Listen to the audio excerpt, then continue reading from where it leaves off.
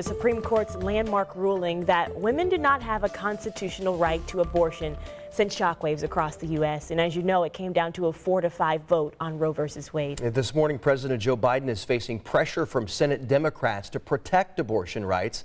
Joining us live from Telfs, Austria, is NBC's Kristen Welker. Kristen, good morning. Thank you for joining us. We know this is going to have a political impact. So what does this mean exactly for both parties in the upcoming midterms?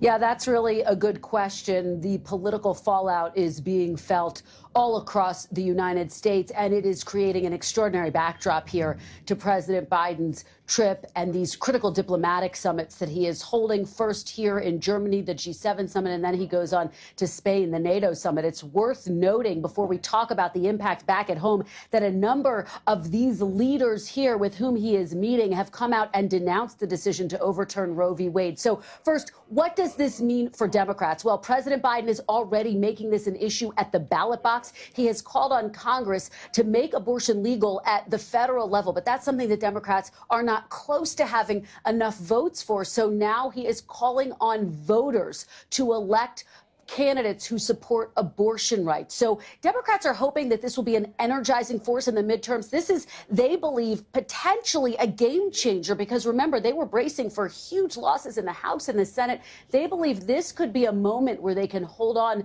to some of those seats. At the same time, it's going to be potentially a long time before they would have the votes to codify this at the federal level. And so this could be a years-long battle that Democrats are facing. They also have to be quite careful in their messaging, not to ignore big issues like inflation, high gas prices back at home.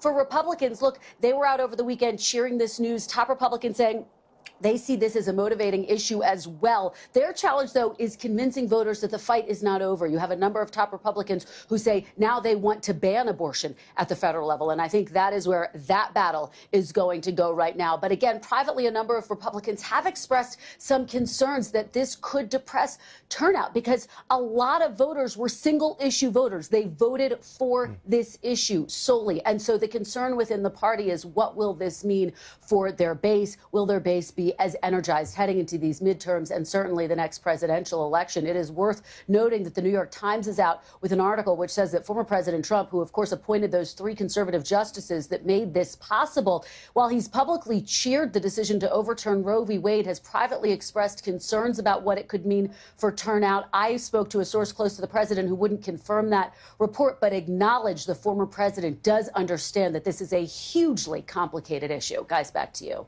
Yeah, sure Kristen, is. yeah, thank you. Hugely complicated, as she said, and that discussion is continuing this morning on the Today Show starting at 7.